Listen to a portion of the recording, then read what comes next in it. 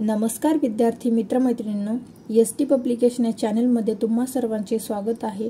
तर आजच्या व्हिडिओमध्ये आपण बघणार आहोत 2025 मध्ये होणाऱ्या नोंदणी व मुद्रांक विभाग भरती या परीक्षेमध्ये येणारे प्रश्न या ठिकाणी आपण बघणार आहोत। आजच्या व्हिडिओतील टॉपिक आहे भूगोल। तर भूगोल या विषयातील काही महत्त्वाचे प्रश्न या ठिकाणी आपण घेणार आहोत। चला तर आपण वळूयात आजच्या पहिल्या प्रश्नाकडे।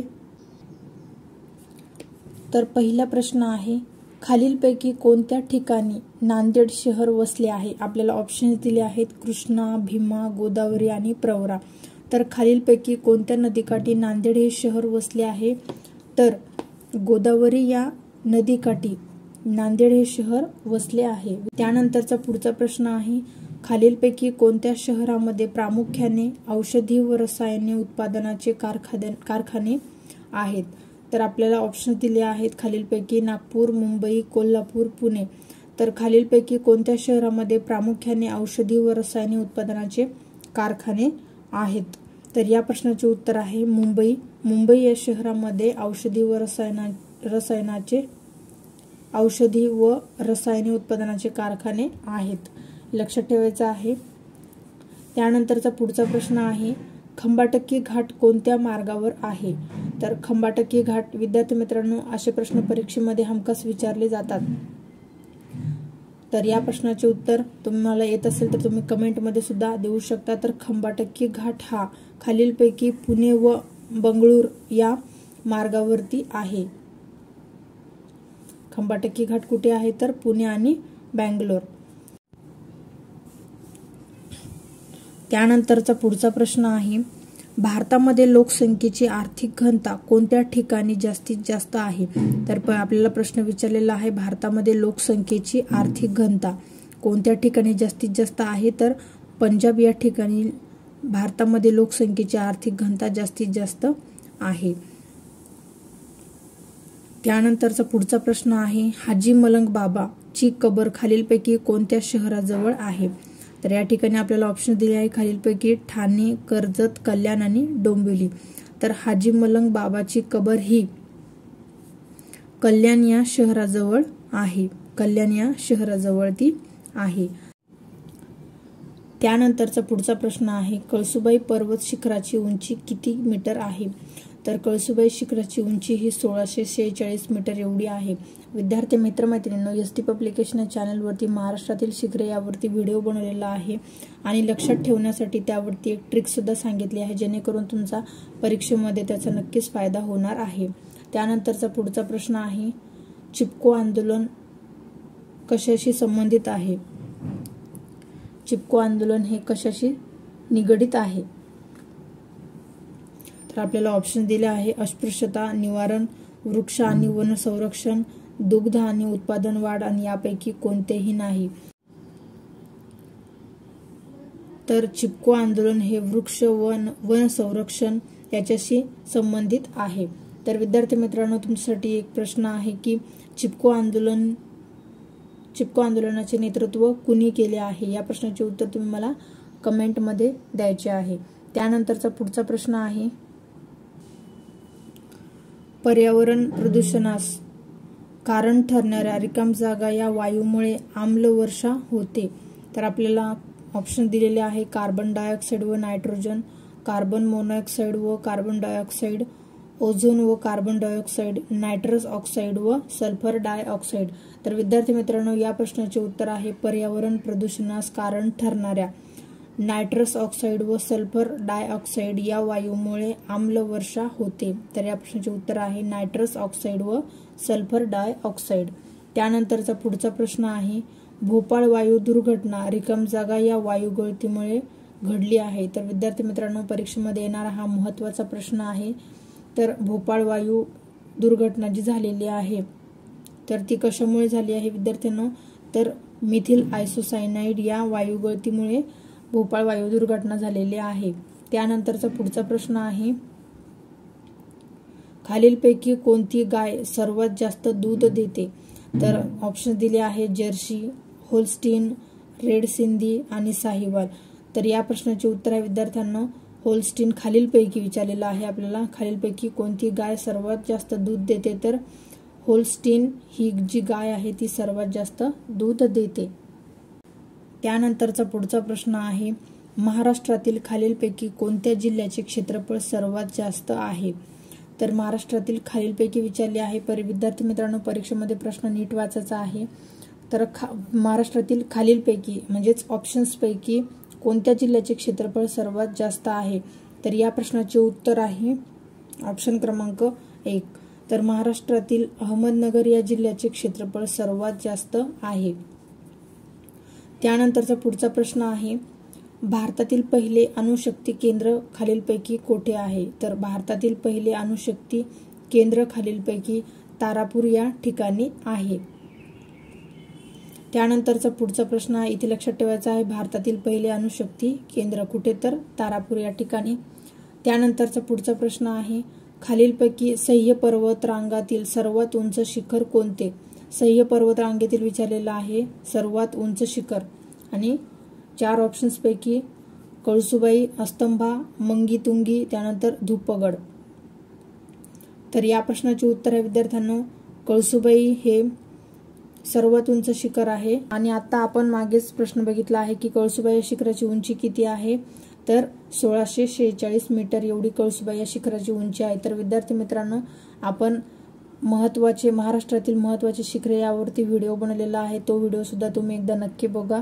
त्या व्हिडिओची लिंक मी डिस्क्रिप्शन बॉक्समध्ये दिलेली आहे. तर विद्यार्थी मित्रांनो, तुम्हाला जर या व्हिडिओमधील माहिती युजफुल वाटत असेल तर एसडी पब्लिकेशन या चॅनलला सबस्क्राईब करा व साईडमध्ये असलेल्या बेल आयकॉनवरती क्लिक करून ऑल नोटिफिकेशनला ॲक्टिव्ह करा, जेणेकरून मी अपलोड केलेल्या प्रत्येक व्हिडिओची नोटिफिकेशन तुम्हाला लगेच मिळत जाईल. आणि व्हिडिओ आवडल्यास व्हिडिओला लाईक, शेअर, कमेंट करायला विसरू नका. त्यानंतरचा पुढचा प्रश्न आहे, पुढीलपैकी कोणत्या नदीस दक्षिण भारताची गंगा म्हणून ओळखले जाते? तर या प्रश्नाचे उत्तर आहे विद्यार्थी मित्रांनो, गोदावरी या नदीला दक्षिण भारताची गंगा म्हणून ओळखले जाते.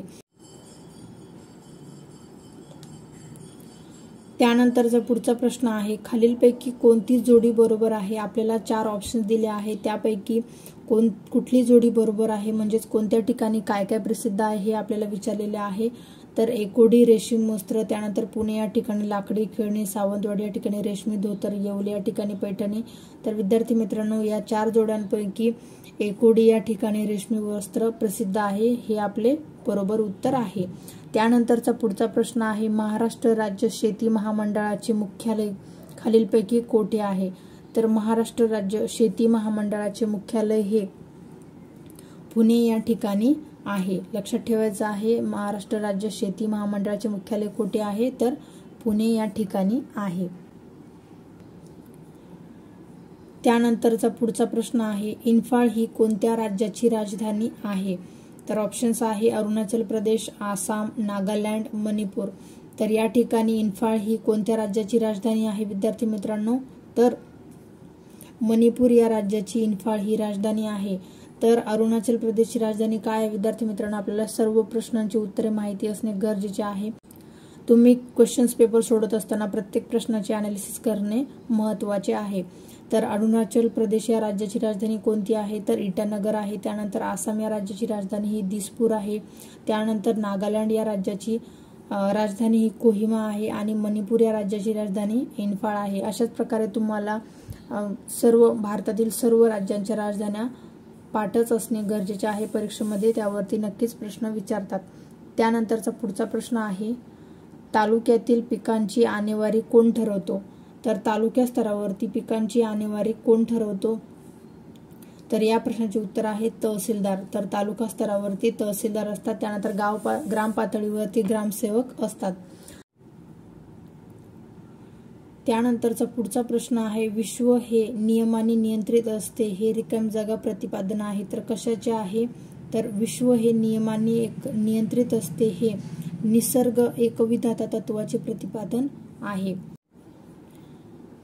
त्यानंतरचा पुढचा प्रश्न आहे, लोकसंख्येची वाढ समाजातील रिकामी जागा या घटकामध्ये जास्त आहे. तर लोकसंख्येची वाढ समाजातील कनिष्ठ वर्गीय घटकामध्ये जास्त आहे. या प्रश्नाचे उत्तर आहे कनिष्ठ वर्गीय या घटकामध्ये लोकसंख्येची वाढ ही जास्त आहे. भारताच्या पूर्वेला असणारे शेजारी राष्ट्र कोणते? तर बांगलादेश हे भारताच्या पूर्वेला असणारे शेजारी राष्ट्र आहे. त्यानंतरचा पुढचा प्रश्न आहे, खालीलपैकी कोणती जोडी योग्य आहे? या ठिकाणी आपल्याला लक्षात ठेवायचं आहे प्रश्न काय आहे, तर हे नीट वाचायचे आहे सुरुवातीला. योग्य आहे किंवा अयोग्य जोडी ओळखायची आहे, तर या ठिकाणी आपल्याला योग्य जोडी ओळखायची आहे. तर अरुणाचल प्रदेश या राज्याची राजधानी इटानगर आहे. ही जोडी योग्य आहे, कारण या ठिकाणी ह्या 3 जोड्या चुकीच्या आहे. तर मणिपूर या राज्याची राजधानी इम्फाळ आहे, कोहिमा नाही. तर कोहिमा ही नागालँड या राज्याची राजधानी आहे आणि मणिपूरची काय आहे, तर शिलाँग आहे आणि कोहिमा ही नागालँड या राज्याची राजधानी आहे. त्यानंतर मिझोरम या राज्याची राजधानी ही ऐज्वाल आहे आणि आगरतळा ही त्रिपुरा या राज्याची राजधानी आहे. त्यानंतरचा पुढचा प्रश्न आपण बघूयात. रिकाम जागा या नदीचा सर्वाधिक लांबीचा प्रवाह महाराष्ट्रातून गेला आहे. तर खालीलपैकी कोणती नदी आहे? कृष्णा, भीमा, गोदावरी आणि तापी. तर खालीलपैकी कोणत्या नदीचा सर्वाधिक लांबीचा प्रवाह महाराष्ट्रातून गेला आहे? तर या प्रश्नाचे उत्तर आहे गोदावरी नदी. तर गोदावरी नदीचा महाराष्ट्रातील सर्वाधिक लांबीचा प्रवाह आहे. तर महाराष्ट्रातील लांबी ही किती आहे गोदावरी नदीची? तर 668 किलोमीटर एवढी गोदावरी नदी ही महाराष्ट्रात वाहते. तर गोदावरी नदीची महाराष्ट्रातील लांबी आहे 668 किलोमीटर आणि क्षेत्रफळ आहे 1,53,779 चौरस किलोमीटर.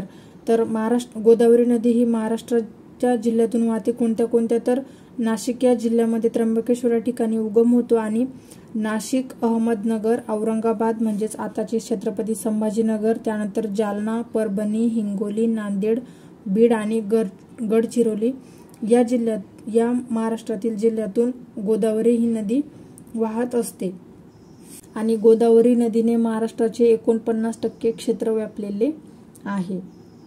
त्यानंतरचा पुढचा प्रश्न आहे, महाराष्ट्राला रिकामी जागा किलोमीटर लांबीचा समुद्रकिनारा लाभला आहे. तर महाराष्ट्राला 720 किलोमीटर लांबीचा समुद्रकिनारा लाभलेला आहे. त्यानंतरचा पुढचा प्रश्न आहे, मेळघाट अभयारण्य रिकामी जागासाठी प्रसिद्ध आहे. तर जे मेळघाट अभयारण्य आहे हे वाघ या प्राण्यासाठी प्रसिद्ध आहे. मेळघाट अभयारण्य हे वाघ या प्राण्यासाठी प्रसिद्ध आहे. तर तुमच्यासाठी दुसरा प्रश्न आहे की मेळघाट अभयारण्य हे कोणत्या ठिकाणी आहे? या प्रश्नाचे उत्तर तुम्ही मला कमेंटमध्ये द्यायचे आहे. त्यानंतरचा पुढचा प्रश्न आहे, महाराष्ट्रातील प्रमुख खाद्यपीक कोणते? तर गहू, ज्वारी, तांदूळ आणि नाचणी यापैकी महाराष्ट्रातील प्रमुख खाद्यपीक कोणते आहे?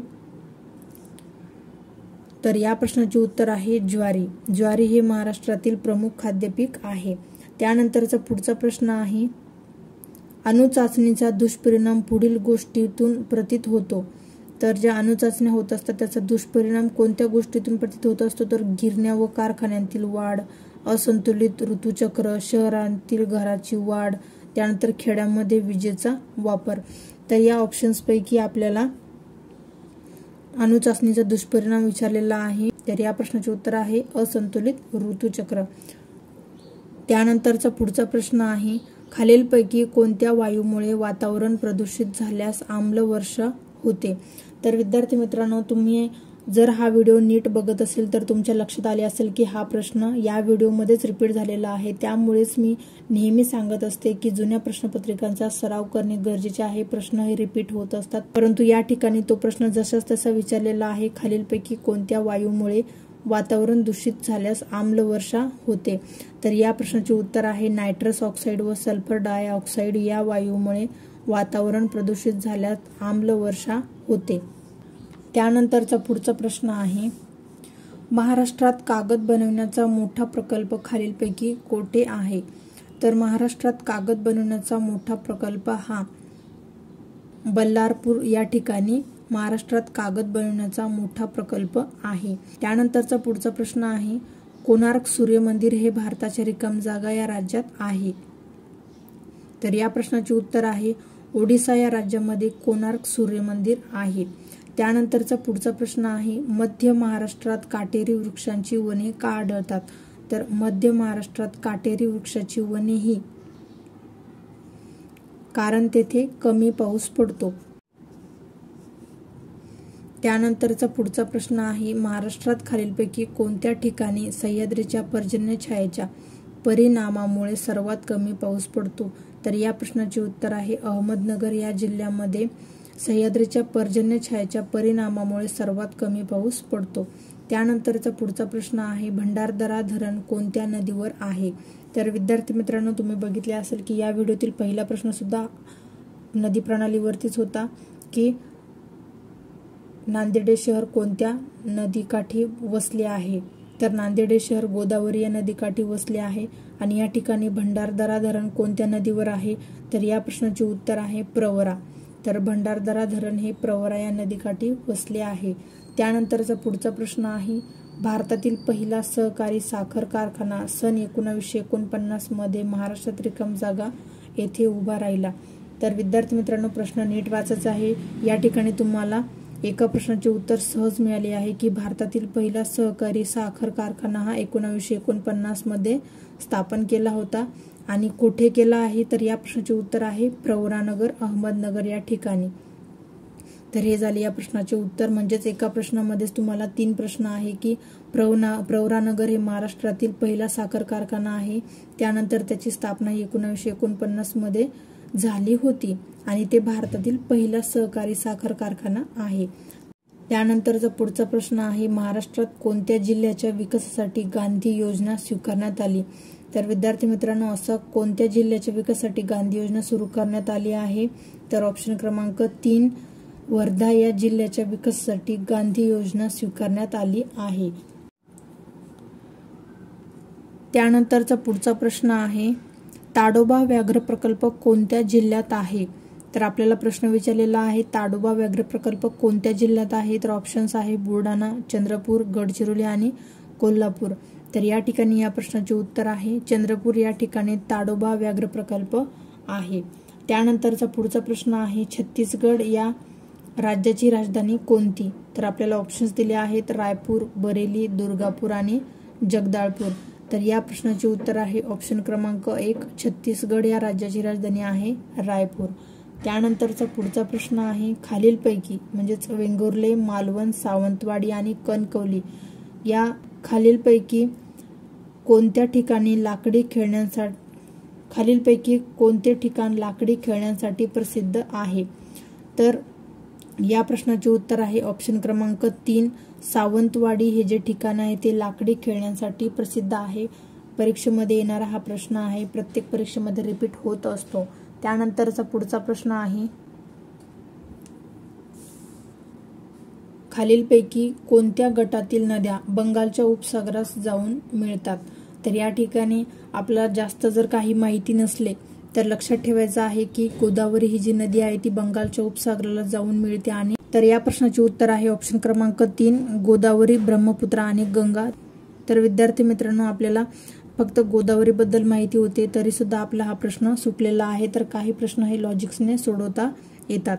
त्यानंतरचा पुढचा प्रश्न आहे, 2 आणि 4 हे ऑप्शन क्रमांक असू शकत नाही कारण की तापी आणि नर्मदा ह्या ज्या नद्या आहे ह्या अरबी समुद्राला जाऊन मिळतात. तर या 2 ऑप्शन्स पैकीच आपल्याला शोधायचे होते. यामध्ये गोदावरी नव्हते आणि यामध्ये गोदावरी, ब्रह्मपुत्रा आणि गंगा हे 3ही ऑप्शन्स आहे. तर ह्या ज्या नद्या आहे ह्या बंगालच्या उपसागराला जाऊन मिळतात. त्यानंतरचा पुढचा प्रश्न आहे, गंगापूर प्रकल्प कोणत्या नदीवर आहे? तर या प्रश्नाचे उत्तर आहे गंगापूर प्रकल्प हा गोदावरी नदीवर आहे. त्यानंतरचा पुढचा प्रश्न आहे, खालीलपैकी कोणती पर्वतीय रांग नर्मदा आणि तापी खोरे यामधील जलविभाजक आहे? तर खालीलपैकी कोणती पर्वतरांग आहे जी नर्मदा आणि तापी खोरे यांच्यामधील जलविभाजक आहे? तर या प्रश्नाचे उत्तर आहे सातपुडा पर्वतीय रांग ही नर्मदा आणि तापी खोऱ्यातील जलविभाजक आहे. त्यानंतरचा पुढचा प्रश्न आहे, कोणत्या केंद्रशासित प्रदेशाला गुजरात आणि महाराष्ट्राच्या सीमांनी वेढले आहे? तर या प्रश्नाचे उत्तर आहे दादर व नगर हवेली या केंद्रशासित प्रदेशाला गुजरात आणि महाराष्ट्राच्या सीमांनी वेढले आहे। त्यानंतरचा पुढचा प्रश्न आहे महाराष्ट्रातील खालीलपैकी कोणत्या प्रदेश हा तलावांचा प्रदेश म्हणून ओळखला जातो। तर महाराष्ट्रातील कोणता असा प्रदेश आहे, तर या प्रश्नाचे उत्तर आहे पूर्व विदर्भ। त्या प्रदेशाला तलावांचा प्रदेश म्हणून ओळखला जातो। तर या ठिकाणी तुमच्यासाठी प्रश्न क्रमांक 3 आहे की तलावांचा जिल्हा असे कोणत्या जिल्ह्याला म्हणून ओळखले जाते। त्यानंतरचा पुढचा प्रश्न आहे वातावरणातील ओझोन वायूच्या थराचे प्रमाण खाली दिलेल्यापैकी कोणत्या रासायनिक द्रव्यामुळे घटते। तर वातावरणातील जो ओझोनचा थर असतो तर ओझोन वायूच्या थराचे प्रमाण खाली दिलेल्यापैकी कोणत्या रासायनिक द्रव्यामुळे घटते म्हणजेच कमी होते। तर या प्रश्नाचे उत्तर आहे क्लोरोफ्लोरोकार्बन या रासायनिक द्रव्यामुळे वातावरणातील ओझोन वायूच्या थराचे प्रमाण घटत असते। त्यानंतरचा पुढचा प्रश्न आहे रूरकेला लोह पोलाद कारखाना कोणत्या राज्यात आहे। तर या प्रश्नाचे उत्तर आहे रूरकेला लोह पोलाद कारखाना हा ओडिशा या राज्यात आहे। त्यानंतरचा पुढचा प्रश्न आहे खालीलपैकी कोणत्या शहरांच्या जोडीस जुळे शहर असे संबोधले जाते। तर खालीलपैकी कोणत्या शहरांची अशी जोडी आहे की ज्याला जुळे शहर म्हणून ओळखले जाते। तर या प्रश्नाचे उत्तर आहे हैदराबाद आणि सिकंदराबाद या शहरांच्या जोडीस जुळे शहर असे संबोधले जाते। लक्षात ठेवायचं आहे हैदराबाद आणि सिकंदराबाद। त्यानंतरचा पुढचा प्रश्न आहे खालीलपैकी कोणते एक महाराष्ट्रातील जमिनीची धूप होण्याचे प्रमुख कारण नाही। प्रश्न नीट वाचायचा आहे, नाही विचारलेला आहे। तर वादळी वाऱ्यांमुळे जमिनीची धूप होत नाही हे प्रमुख कारण आहे। तर कशाने जमिनीची धूप होते, तर अति गुरे चराईमुळे जमिनीची धूप होते, त्यानंतर अतिरिक्त पावसामुळे जमिनीची धूप होते, त्यानंतर जंगलतोड केल्याने जमिनीची धूप होते, परंतु वादळी वाऱ्यामुळे जमिनीची धूप होत नाही। त्यानंतरचा पुढचा प्रश्न आहे महाराष्ट्रात किती कृषी विद्यापीठ आहे। तर महाराष्ट्र या राज्यामध्ये एकूण 4 कृषी विद्यापीठे आहेत। ऑप्शन क्रमांक 3 महाराष्ट्रात एकूण किती कृषी विद्यापीठे आहे, तर 4 कृषी विद्यापीठे आहे। त्यानंतरचा पुढचा प्रश्न आहे कोकण रेल्वे मार्गावरील सर्वात लांब बोगदा कोठे आहे। तर कोकण रेल्वे मार्गावरील सर्वात लांब बोगदा हा कुरबुडे रत्नागिरी या ठिकाणी आहे। लक्षात ठेवायचा आहे, महत्त्वाचा प्रश्न आहे परीक्षेच्या दृष्टीने। त्यानंतरचा पुढचा प्रश्न आहे महाराष्ट्रातील कोणत्या जिल्ह्यात सर्वाधिक साखर कारखाने आहे। तर महाराष्ट्रातील अहमदनगर या जिल्ह्यामध्ये सर्वाधिक साखर कारखाने आहे। तर विद्यार्थी मित्रमैत्रिणींनो, आजच्या व्हिडिओतील प्रश्न तुमच्यासाठी युजफुल ठरले असतील तर एसडी पब्लिकेशन या चॅनलला सबस्क्राईब करून व्हिडिओ आवडल्यास व्हिडिओला लाईक शेअर कमेंट करायला विसरू नका। थँक्यू। भेटूयात पुढच्या व्हिडिओमध्ये।